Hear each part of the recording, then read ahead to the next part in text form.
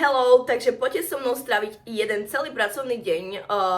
Ja pracujem v Gymbime a ideme si to ukázať, ako vyzerá môj deň. Robím na pozícii Idea Maker, čo znamená, že pracujem v marketingu a ostatné už vidíte vo videjku. Skrátke vám len poviem, čo sa ide diať. Idem točiť s Jankom Králom, ok? Mám predtým rešpekt, lebo som si sama písala scenáre, proste sama som objednávala veci na to točenie, proste budem to všetko riadiť sama a som z toho taká, že mám predtým rešpekt, ale teším sa.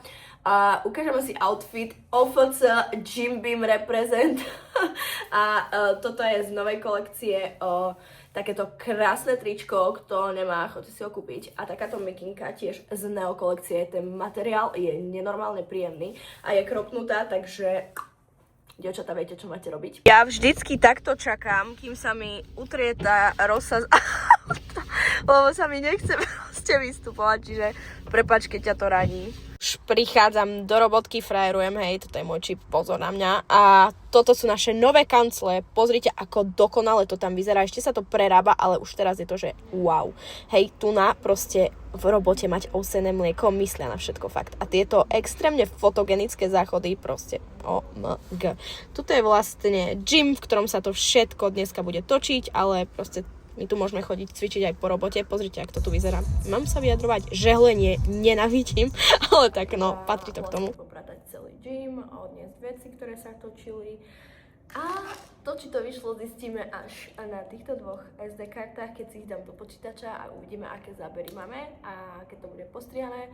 Takže držte palce a to sa asi dozviete až v ďalšom vlogu.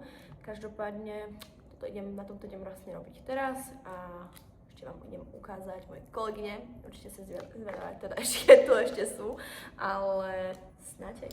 Ešte rýchla kontrola, či tam počuť zvuk. Ideme prátať sklad, nie? Hej. Ideme vyhadzovať veci. Neviem, čo sa udialo Ailin v tomto zábere, ale asi bola mierne naštvaná, vidíte to? Vidíte to?